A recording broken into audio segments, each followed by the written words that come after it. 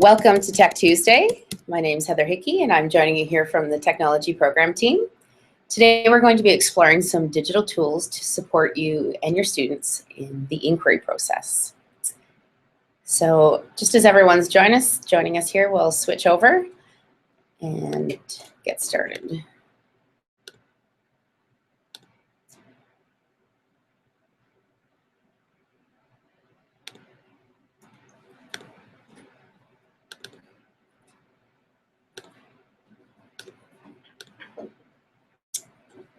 So just a reminder that you can join us for the chat portion of this by clicking on the link in the document that you have. And if you click on where it says join the conversation, you can ask us questions here in live time. You can also use the hashtag DPChats on Twitter and Yammer. And you're always welcome to review the videos on our YouTube channel, DPCDSB Chats. Some of the tools we'll be highlighting today include the Ministry OSAPAC website, looking at digital citizenship resources. Some media resources to support the inquiry process at commonsensemedia.org. One of the safe search engines designed for children at Kittle.com. And looking at some of the copyright and license options at creativecommons.org. As always, we make connections to the Catholic graduate expectations, highlighting the reflective and holistic thinker, the collaborative contributor, and an effective communicator. We'll be taking a look at some of the digital citizenship resources that allow us to connect our Catholic graduate expectations into the digital world. So we're going to be starting just by highlighting the area of digital citizenship around critical thinking and information literacy. So I've taken this from the OSAPAC website, and one of the 4 categories that they break digital citizenship into. And within here, you can see that we're going to be looking at how to use effective search strategies and find credible online resources and begin to evaluate and reflect critically on our sites and sources while applying the inquiry model. So I'm just going to take you out to that website just to highlight where you can find some of those resources. So if you come to www.osapac.ca, this is a ministry-supported site. And right at the top here under projects, you'll see a tab for digital citizenship. So you can see there's some tutorial videos here and some options. And you have the option to either click onto elementary or secondary, depending on what type of resources you're looking for. So I'm going to go ahead and click on elementary here. And you can see that the tabs for the different parts are across the top here. You can click on your division. And here you'll find a list of online resources to support those different areas of digital citizenship. So here are some videos, interactive lessons, and links to curriculum that can help you support that. And again, not necessarily teaching this in isolation, but rather connecting it into lessons that you are already doing as far as your inquiry units.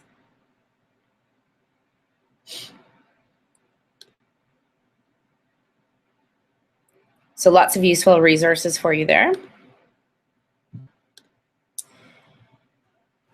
I also found this connection on a website called Common Sense Media. And in here are a variety of resources to support you and your students. I'm going to highlight this one particularly for you around making connections to the Bloom's Taxonomy into the digital elements.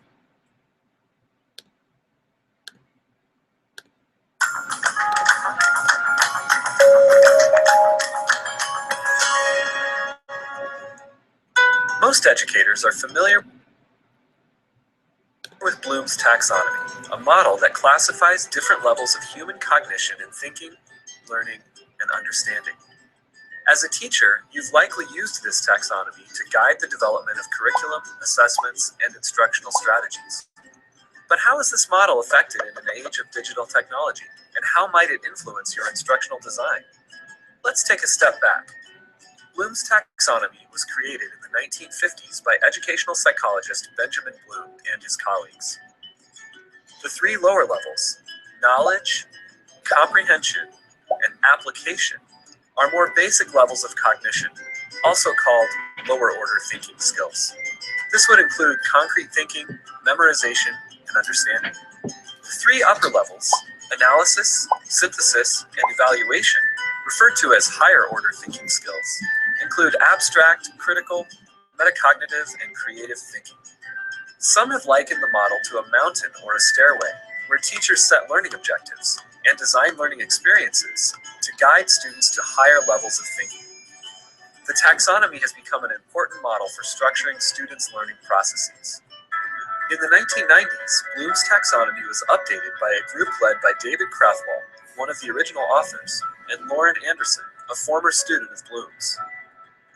To make the model relevant to 21st century learning, one of their main changes was updating the nouns associated with each level to action-oriented verbs. This differentiation positions thinking as an action-based process rather than one of passive acquisition. For example, knowledge was replaced with remember, analysis was changed to analyze, and so on. They also reordered the last two steps. Evaluation, which was previously at the top, was moved down, and creating, formerly synthesis, was moved to the top. With this framing, educators have several different verbs, questions, and instructional strategies associated with each level. In recent years, there have been many iterations and metaphors for Bloom's taxonomy, including an orange, where the 6 levels are distributed more equally, moving cogs, representing an interworking system in which creation is dependent upon all of the other aspects, or a flipped pyramid, illustrating an emphasis on higher order thinking skills. But in thinking about how technology affects this model, consider it as Bloom's digital taxonomy. This updated version aims to expand upon the skills associated with each level as technology becomes a more ingrained and essential part of learning. For instance, some propose that new action verbs can be applied within each level. Let's take a look at creating, in which learners are designing, inventing, and constructing a piece of work that shows what they know. One could add new digital verbs to creating, like blog, remix, or program. These verbs refer to possible learning activities that incorporate digital technologies in which students are creating. Adding digital verbs to the taxonomy also promotes 21st century skills like communication, collaboration, creativity, and critical thinking. Others have taken the 6 levels of the taxonomy and aligned them with technology tools that help foster each level.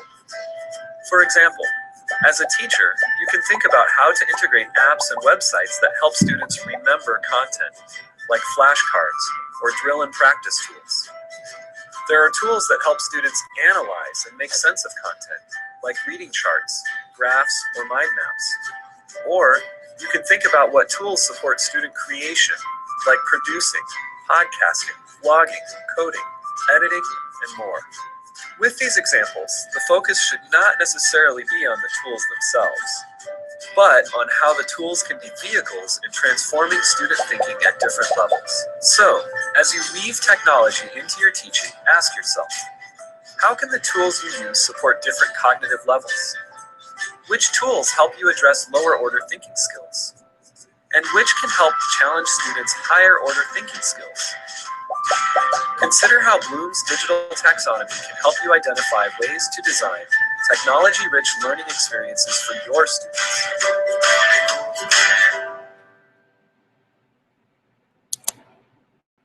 So as we see there, again, highlighting that the tools are just to support what you're doing, and specifically we'll be looking at how they can support inquiry, but the focus shouldn't be on the tool itself. So on this website, Common Sense Media, you're going to find a variety of tools. You can join and create an account as an educator that will give you access to not only professional development videos for yourself, but also the digital citizenship resources you can use with your students. One of the tools that is attached to the site here is you'll see that there's an opportunity to put your students through an interactive activity. So depending on what grade you teach, you'll see here that there's Digital Passport, Digital Compass, and Digital Bites. When you come in here, you have a variety of online activities that you can do with your students. and they can work through and click through different questions and experiences. Along with that, you'll also notice that it gives you an opportunity for some assessment check-ins. So again, you would choose your grade and the unit that you're covering. So just as an example, here we go. You can see the just the assessment keys here and the types of questions. So they go through a variety of experiences with the students, everything from internet safety to how to use keyword searches to a variety of different tools to help them navigate online. So the site allows you to have the students come in and go through the activities, and then they can participate in the assessment and send the results to you, which is a great little tool to be able to access. So some great videos in there to support you again in those conversations. And again, if you come up to digital citizenship, you'll see here that you have those options there to click. And there's some other options in there as well that you can explore. And just over here on the professional development tab, you can see there's some professional learning communities. And the video tab here will highlight some more areas for how you can integrate tech and some of those digital citizenship videos to support you in your conversations and planning. I'm going to also take you into one of the safe search programs. So Google released a new safe search this year called Kittle.com. It looks like this. And what it is it's a safe search engine for students. And what it does is when the students or kids come in to search within here, it breaks up those search results into 3 main categories. So whatever they're searching for, the first 3 results they get are handpicked by Kittle editors, which means they've gone through and kind of picked out the top 3 things that would be most appropriate for kids. It also has a safe feature in it to block out inappropriate content, but they're also handpicking kind of resources that are specifically written for kids that would be easier for them to comprehend and understand. The next results, that the 4th through 7th result that comes up on this site, it's not written specifically for kids, but it is handpicked as good content. So depending on your student's ability to comprehend and understand, they might go a little deeper into those searches. And then results 8 and onward are sites that are written for adults, but the content is still appropriate to the search that was put in there. And again, has those safe filters on them. So depending on what you're doing, if you're doing a modeled experience, a shared or an independent experience, you can guide your students to click on the appropriate result that comes up for their topic. But nice to be able to send your students here knowing that it is filtered and that there are websites that are brought up specifically written for kids in kid-friendly language. I also wanted to highlight for you the Creative Commons website. And when you come to creativecommons.com, it's a website that you can use to explore the different types of copyright licenses that are available. So if you come up to the license tab here, you can come in and you can actually put your students through some experiences on this website and have them license their own work. So a great experience when you're trying to encourage students to respect copyright of materials. So you can actually have them create a piece of their own work and upload it onto this site and attach a license to it. So it puts you through a series of videos that explains what the different types of licenses are and what you can do with those licenses.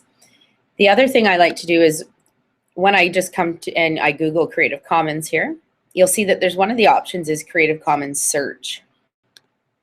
So as I click on that search feature, what it's going to do is allow me to choose a search engine with different licenses. So let's just say I'm searching for Parable of Jesus here. And I could go ahead and click onto one of these options to search within. So I might choose Google Images. And what it does is it pops up a submenu here. And what you can see is that there's options for different types of licenses for these photos to be used. And when you click that drop-down menu, it gives you different types of licenses. And again, on that website, there's videos to use with your students to explain what each of these different licenses mean. But what it allows them to do is to find copyright-free materials that they can use in their presentations and the communication piece of inquiry.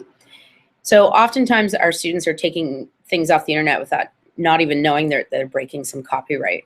So a great way to teach them how to find resources that they can openly use, and teach them how to kind of vet those resources for that.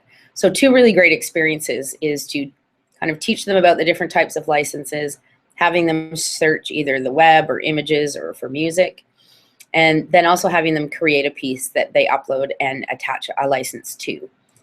A great activity to kind of help them explore and give credit to others' work. So we'll just come back out here and join you.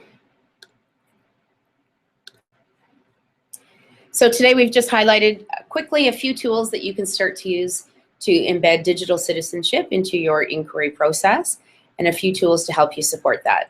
As we go on this month, we'll be highlighting different areas of the inquiry process and different tools to support you. Thanks for joining us today, and if you have any questions, come on in on any Tuesday and we'd be happy to answer them for you. Have a great day.